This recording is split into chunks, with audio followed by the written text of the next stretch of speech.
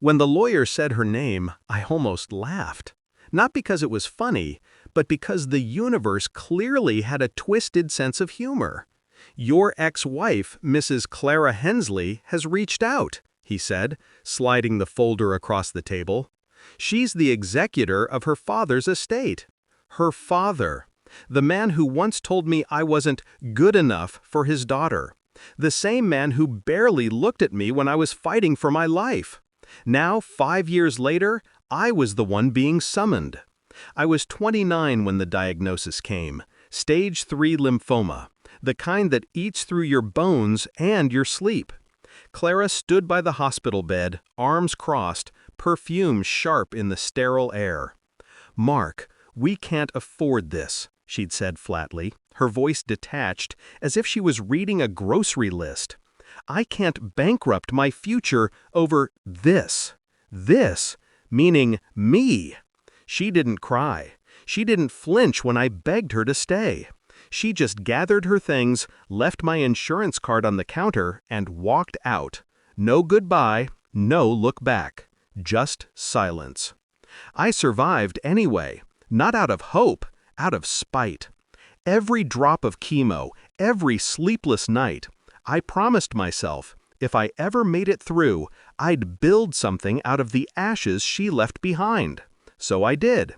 3 jobs, 1 meal a day. I fixed cars by night, delivered parcels by dawn, coded websites in between.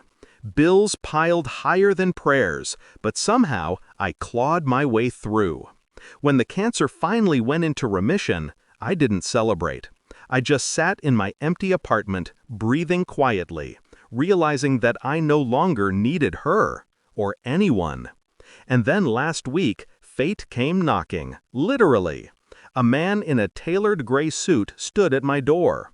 "Mr. Hensley?" The irony wasn't lost on me. I'd dropped her last name years ago, but I nodded.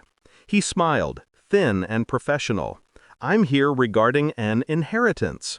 I thought it was a mistake, but when he opened that folder, I saw the number. $63 million. A medical research inheritance from the late Dr. Richard Vail, Clara's father, the man who once told me that I was a charity case. The donor had one specific request, the lawyer said, sliding a sealed envelope across the table. "You'll want to read this." I opened it, and there it was, his handwriting, cold, precise. "Mark, I spent my life researching treatments for cancers like yours. You survived. That means something. I've left my research, my patents, and my funding under one condition. You must lead the foundation. And my daughter will work under you as operations director." I reread it 3 times. Then I smiled. A quiet, private smile. Because life had just dealt me the sweetest kind of revenge. When Clara walked into my office 3 days later, she looked exactly as I remembered. Immaculate, expensive, untouched by guilt. Except for her eyes. Those carried a flicker of something fragile. "Mark," she said, with that same practiced warmth she used to fool people. "It's been a long time." I leaned back in my chair. 5 years, but who's counting? She tried to speak, to justify, to smooth over the years, but I didn't let her. I slid a folder toward her. "Your contract, operations director. You'll report directly to me." The silence stretched.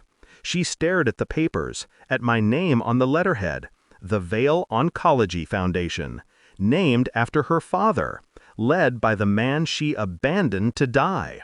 "You can't be serious," she whispered. "Oh, I'm very serious." She signed it eventually. Pride only lasts until the bill's due. For weeks, she had to sit across from me, submitting reports, scheduling meetings, pretending not to choke on regret. She saw the new version of me, stronger, colder, untouchable. The same man she left for dead now controlled her paycheck. I never raised my voice, never mentioned the hospital or the night she walked out. But every time she handed me a file, I saw the tremor in her hands. That was enough. Yesterday, we attended the board's annual dinner. Investors, media, the whole spectacle. When it was my turn to speak, I stepped to the podium. "I want to thank the Vail family," I said evenly, eyes locking on Clara's pale face, "for believing in second chances. This foundation is built on survival and the lessons we learn from those who gave up on us." The room applauded. She froze. Afterward, she cornered me by the exit.